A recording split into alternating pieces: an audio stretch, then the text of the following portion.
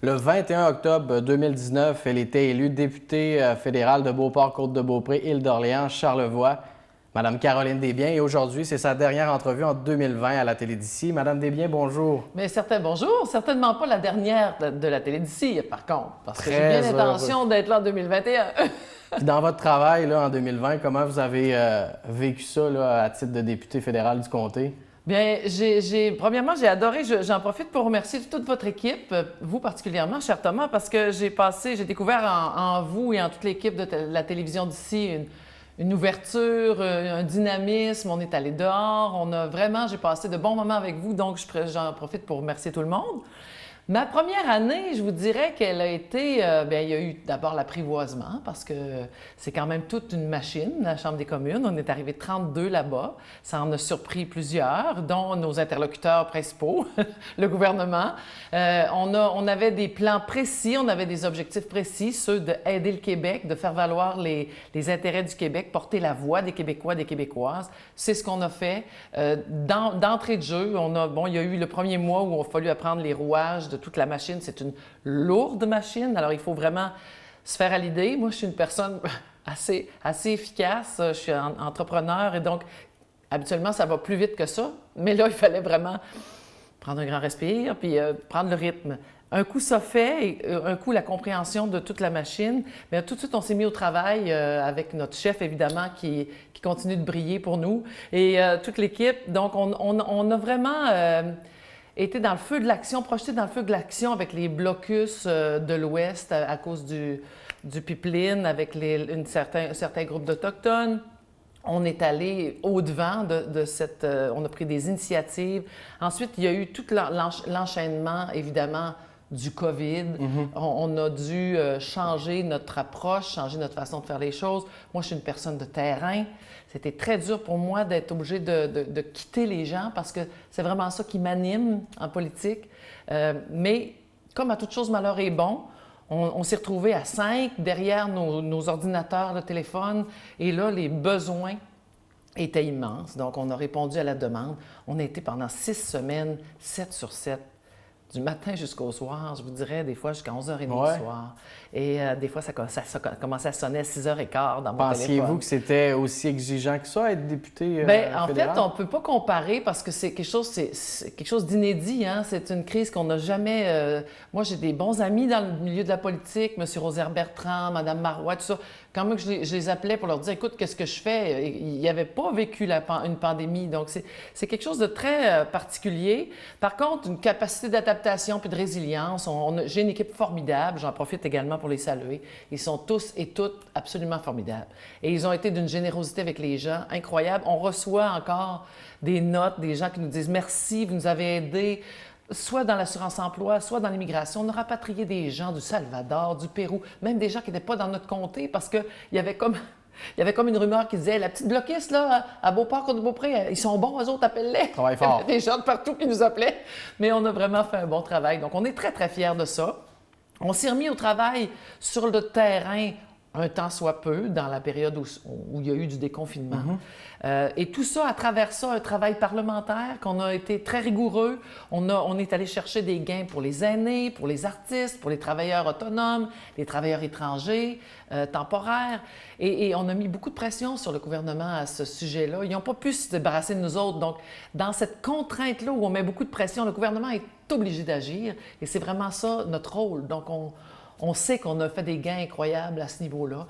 Donc, ça nous fait du bien de savoir qu'on a aidé le monde. C'est pour ça qu'on est là. Parce que ça a quand même été des temps difficiles pour beaucoup de personnes. Êtes-vous à même de constater la différence que vous pouvez faire dans la vie des gens? Je ne veux pas être prétentieuse parce que je veux pas être prétentieuse, mais c'est certain que les bureaux de Service Canada ont fermé. Donc, le 13 mars. Donc, à partir de ce moment-là, nous, on s'est mis en télétravail. Et quand les gens avaient besoin d'une ressource fédérale, ça sonnait chez nous, puis il y avait un humain qui leur répondait. Déjà ça, je peux vous dire que c'est tout un gain pour les gens, parce qu'il n'y avait pas de retour souvent, c'est des machines, faites-le 2, faites-le 3, faites-le... On le sait tous, on a passé par là. Donc, répondre aux gens, prendre le temps de comprendre leurs problématiques, leur donner des pistes de solutions, intervenir à l'occasion, être capable de prendre une ligne privilégiée qu'on a parfois pour demander des informations plus rapidement. faire en sorte, parce qu'il y a des gens, des fois, qui ont un échéancier et qui voient l'échéancier arriver et qui se disent, moi, on a entre autres des immigrants qui étaient sur le bord de repartir chez eux, les valises étaient faites. Souvent, les gens viennent vous voir en dernier recours aussi. Oui, oui. Il y avait des amis qui pleuraient parce qu'ils ne voulaient pas les laisser partir, des gens intégrés, fantastiques. On a réussi à récupérer leur permis puis les garder ici. Ça, c'est vraiment des choses sur le terrain qui sont importantes. Donc, il y a vraiment deux mondes. Hein. Il y a le monde parlementaire qui nous prenait beaucoup, parce que c'est 3 semaines sur 4 quand même. Et le fait de la COVID, comme ma mère disait, à toute chose malheur est bon, la COVID a fait qu'on a quand même été plus présent, disponible. Moi, j'étais plus disponible pour les gens directement. J'ai appelé des agriculteurs à l'île d'Orléans et ils pensent, « Madame Desbiens, la députée? » Les gens étaient surpris que ce soit moi qui les appelle. Donc, vraiment, on a réussi à revenir dans la région davantage. Je pense que ça peut être, dans des circonstances comme ça, savoir que l'équipe de députés fédéral est là pour les gens. Ça peut être une avenue, en tout cas, rassurante. On était là, on répondait au téléphone. Donc, malgré la distance, vous avez été en mesure de tisser des liens humains avec les gens de la circonscription? Absolument. Puis je veux saluer tous les maires, les préfets, les préfètes, les mairesses. Je les ai tous, à peu près toutes et tous rencontrés, et ce sont des gens d'un dévouement absolument fabuleux. Leur équipe municipale, leurs conseillers. J'ai vu là, dans ces organisations municipales-là, un tas de monde à bas d'œuvre pour aider les gens qui sont préoccupés de ce qui se passe dans leur municipalité. Qu'ils le font pour les bonnes raisons oui. aussi. Et ça aussi, c'est rassurant d'avoir une équipe sur le terrain avec laquelle on peut collaborer sans problème. J'ai été accueillie par tout le monde très chaleureusement aussi. Je l'apprécie infiniment. Quand vous repensez à 2020, est-ce qu'il y a une réalisation qui vous vient en tête, là, un enjeu sur lequel vous avez réussi à peser? Dernièrement, on a fait des pressions pour Internet haute vitesse. Ça fait longtemps qu'on en parlait.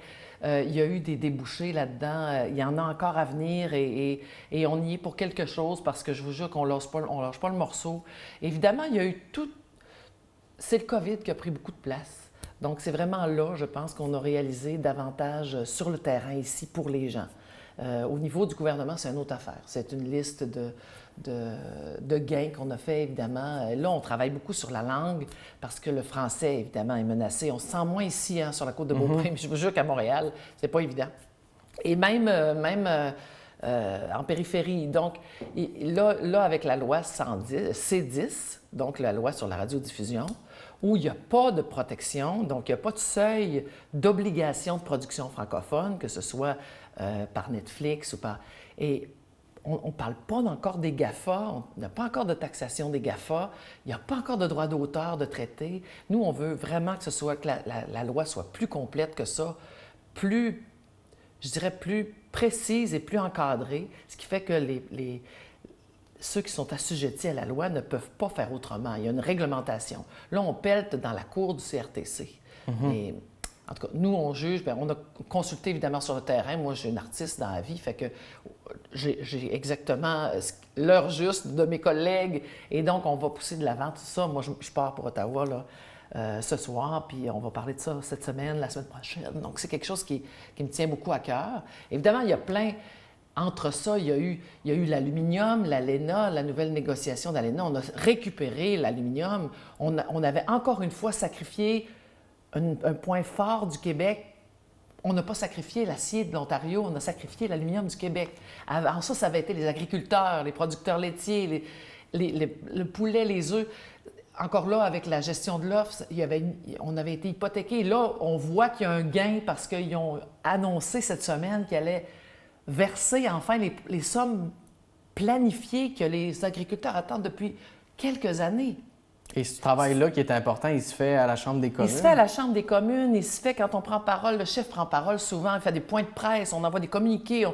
Et cette façon de faire, pour moi, est un pouvoir tangible et réel. Que souvent, quand on est dans l'opposition, mais qu'on fait partie d'un parti qui veut accéder au pouvoir, souvent on est obligé de sacrifier des choses. Nous, on n'a rien à sacrifier. On parle pour le Québec, on défend le Québec, les intérêts du Québec. Alors, c'est sûr qu'on est achalant, ils sont obligés de tenir compte de nous et les choses bougent. Mais c'est vraiment ça qu'on veut. Là-dessus, on est très contents. On a fait une belle année. Donc, en résumé, avec un peu de recul, là, quel bilan tracez-vous de l'année 2020 là, qui est bientôt derrière nous? Là? Ma phrase, ce serait... Je pense qu'il n'y a plus personne qui doute de la pertinence du Bloc au fédéral. Et j'étais, moi, parmi les citoyens avant.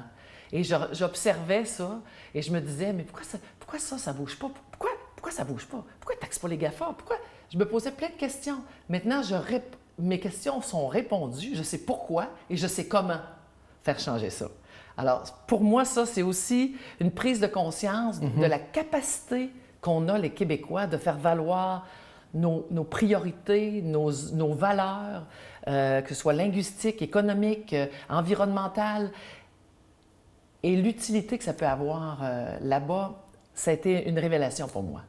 Donc, ces enjeux-là là, de télécommunication, la langue française, Ouais. on a l'impression que c'est un combat de tous les instants. Donc, les gens vont en entendre parler aussi en 2021. Oui, puis on sent qu'il y a une mobilisation, tout parti confondu. Et ça, pour nous, c'est un signe que nous, on doit prendre le flambeau parce que comme on répond, notre petit slogan du temps, là, c'est le Québec choisi, le Bloc agit. Alors, ce que le Québec veut, on va aller le défendre à Ottawa. Donc, on est tout à fait conscient que la langue française est un enjeu majeur en ce moment.